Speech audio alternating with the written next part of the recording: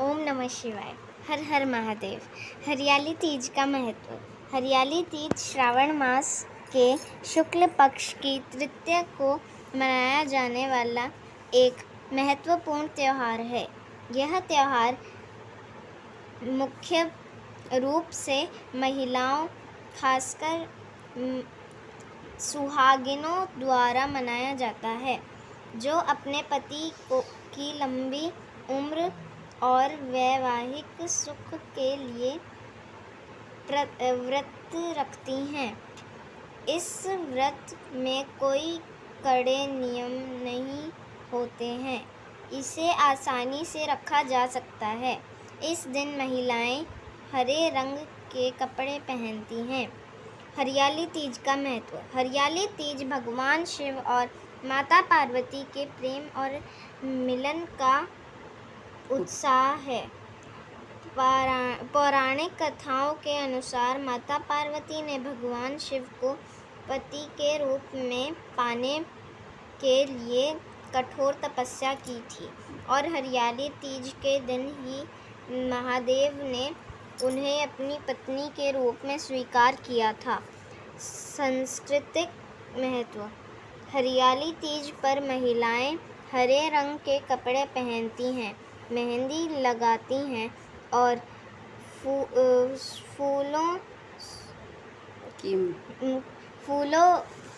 फूलों से पूजा करती हैं व झूले झूलती हैं। यह त्यौहार प्रकृति के सौंदर्य और प्रेम का उत्साह है, जो महिलाओं के जीवन में खुशहाली और समृद्धि लाता है। पारिवारिक महत्व। हरियाली तीज का व्रत सुहागिनों महिलाओं के लिए अखंड सौभाग्य और पति की लंबी उम्र के लिए रखा जाता है।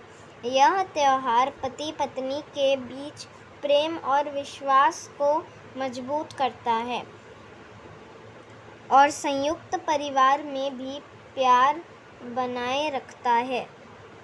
सब लोग मिलकर झूला झूलते हैं, मिठाई खाते हैं और आनंद के साथ मस्ती करते हैं। हरियाली तीज व्रत की पूजा विधि। हरियाली तीज श्रावण मास के शुक्ल पक्ष की तृतीया तिथि को मनाई जाती है। 2025 में हरियाली तीज 27 जुलाई को मनाई जाएगी। हरियाली तीज की पूजा विधि। सूर्योदय से पहले उठकर स्नान करें और स्वच्छ वस्त्र पहनें। घर के मंदिर में दीप जलाएं और भगवान शिव और पार्वती की पूजा को करें। हरियाली तीज की कथा सुने या सुनाएं। हरियाली तीज की कथा। शिवजी ने पार्वती जी को उनके पूर्वजन्म का स्मरण कराने के लिए तीज की कथा सुनाई थी। शिवजी कहते हैं, हे पार्वती, तुमने हिमालय पर मुझे वर के रूप में पाने के लिए घोर तप किया था। अन्न जल त्याग, पत्ते खाए, सर्दी गर्मी बरसात में कष्ट सहे तुम्हारे पिता दुखी थे। नारद जी तुम्हारे घर पधारे और कहा, मैं विष्णु जी के भेजने पर आया हूँ।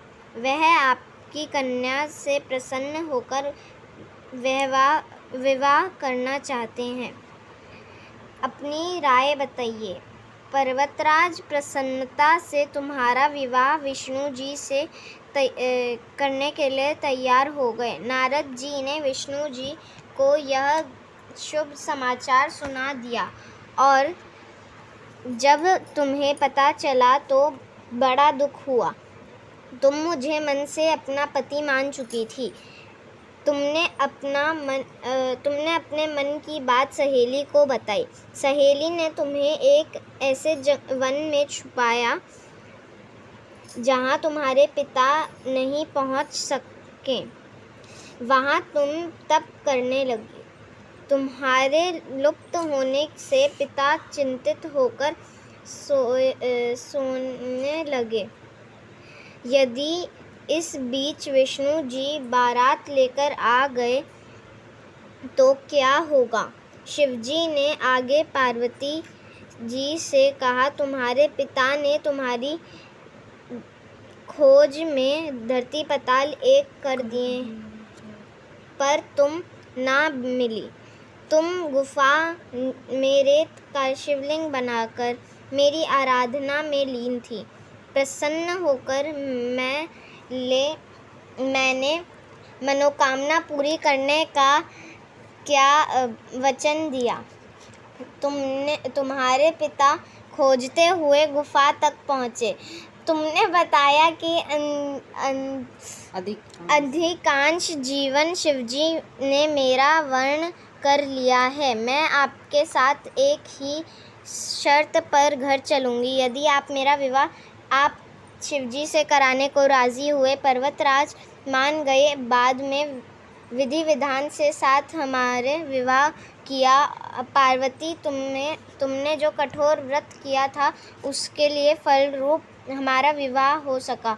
व्रत को निष्ठा करने वाली स्त्री को मैं मानविच्छित फल देता हूँ।